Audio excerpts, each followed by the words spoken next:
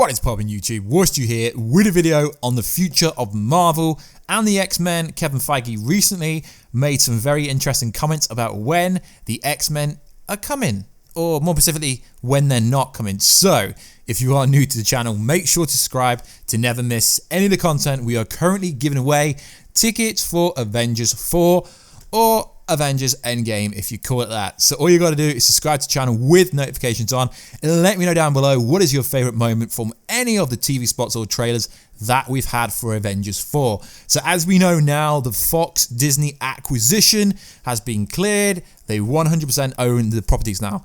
So cool, Warstu, bro. Does that mean Galactus? Does that mean Wolverine? Does that mean anyone could appear in Avengers 4 or Avengers EndGame? Yes, it does mean that. It literally means that. But it doesn't mean that. What do you mean? Well, Avengers 3 and 4 is one concurrent story going through two different movies, which means they would have had to have a secret deal in order to slide any person, Reed Richards, Doctor Doom, Galactus. They would have already had to have the secret deal in place whilst writing Avengers 3 and 4 in order to slide him there. But they could set up an Easter egg. Yes, you're right, dudes. They could set up an Easter egg, but that's probably as far as it could actually go. So, 22 movies in, grossing more than 20 billion worldwide. Marvel Studio, Kevin Feige, what is next? So in a recent interview with IO9, he was asked some pretty cool questions. So we know EndGame comes at the end of the month and it will bring a closure to the first 11 years of Marvel Studios, aka they've changed it according to the Empire magazine. They've changed it to the Infinity Saga. So now they own Deadpool, they own the X-Men, they own Fantastic Four. So now we can do Secret Wars, and they're going to rush that storyline when they're going to have to introduce every single person and then boom, put it in Avengers 5 and it'd be Secret Wars. No, it doesn't actually look like that. So according to Kevin Feige, fans should not hold their breath on any characters. So if you watch a YouTube video or you read an Instagram post saying Wolverine confirmed to be in EndGame, no, absolute nonsense, not happening. It's cool to fan cast, it's cool to have a fan theory, but no guys, clickbait, it's not happening, Yeah, but Warstu, you've covered it. Yes, I've covered it, but I also said that they most likely won't come in unless it's an Easter egg form. So it's been a while, Feige told IO9 when asked about bringing the X-Men into the MCU. It's just the beginning, and the 5-year plan that we've been working on, we were working on before anything was set. So really, it's much more for us, less about specifics on when and where the X-Men will appear. Right now, more just the comfort factor and how nice it is that they're home, that they're all back. But it will be a very long time. You heard it here first, officially confirmed, revealed by Kevin Feige. I will leave the interview down below. So it's going to be a very long time before the X-Men do come into the MCU. So the 5-year plan is likely to start with Black Widows, the Eternals, the Shang-Chi, and others. Unfortunately, Kevin Feige wasn't able to go into depth with any of them, but obviously Phase 4 will be at a much higher stake than EndGame. I'm presuming at San Diego Comic-Con in July, that is when Kevin Feige and Marvel Studios will announce what is actually coming up in the future. So Phase 4, it hasn't officially been called that, but it's unofficially called that, potentially is going to be freaking awesome. Feige does not think, though, that the new films are a worthy success to the record-breaker first 3 phases of the MCU. The slate that we're building over the next 5 years is not apples to apples, he said when asked to compare the past and the future. It is two very distant things, and I hope they feel very distant. But there's similar mentalities going into it, which is how we continue to tell stories with some of the characters that audiences already know and love in a unique way. In a different way, in surprising ways. How can we introduce new characters that even more hardcore fans of comic book have barely known or barely heard of? That's really exciting, which is pretty cool. So he literally confirms that they're not introducing anything different, but he also confirms that some of the same characters will be getting different stories and some will be ending most likely, like obviously Captain America. We've all seen the press interview from Avengers EndGame when what's annoying me is they stopped Captain America, they stopped Chris Evans. Chris Evans literally said they're going to bring his story arc to an end and he was cut off. They changed it, started talking about Ant-Man. Just let him say goodbye to the MCU. It's so obvious. You can tell by looking at him. Chris Evans is leaving the MCU. He's made it clear. You want to get off that train before you are pushed.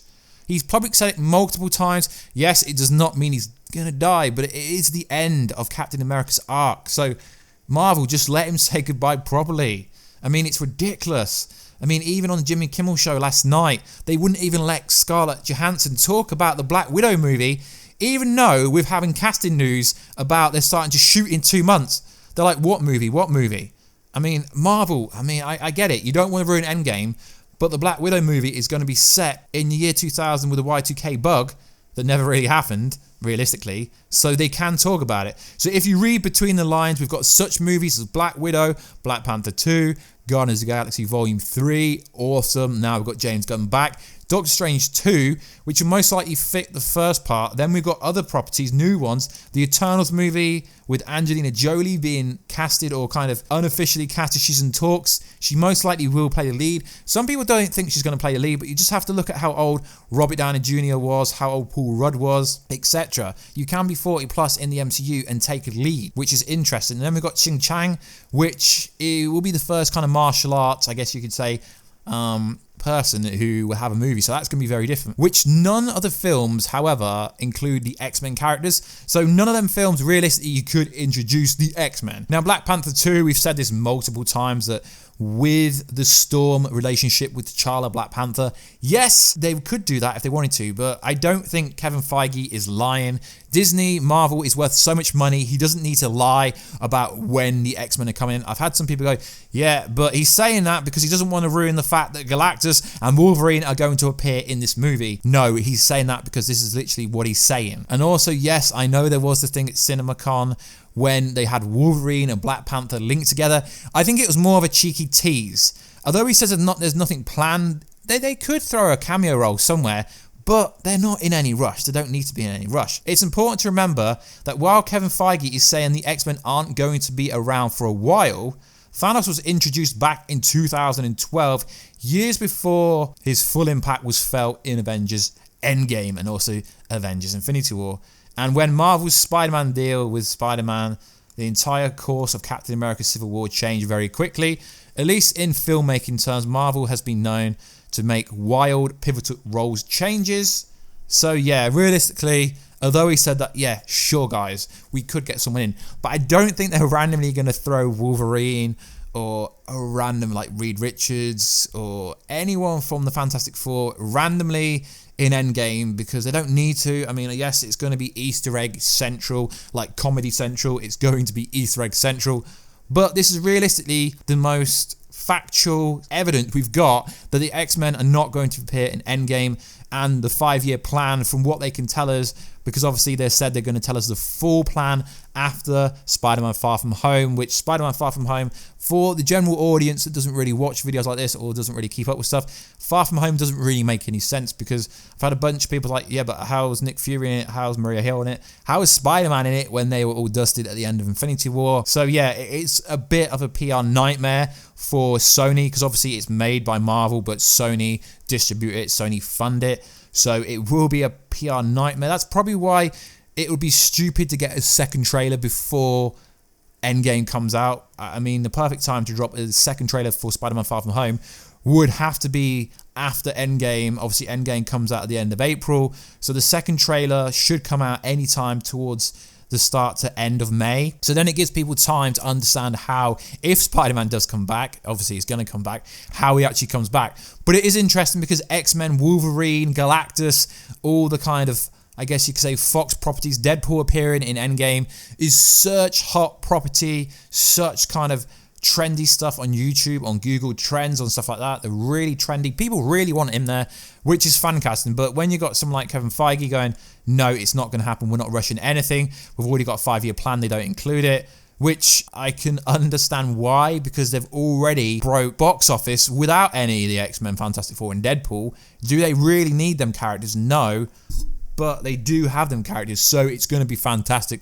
And they don't need to rush them. So let me know, when do you think we're first going to see any of the Fantastic Four, any of the X-Men? When is Deadpool first going to appear? I guarantee you all still think he's going to be in this movie. Although it's cool to kind of make theories about it, I realistically don't think we're going to see anything more than a cheeky Easter egg wink, maybe. But like always, guys, please like, subscribe, and comment, and I will catch you in another video very soon. Catch you later.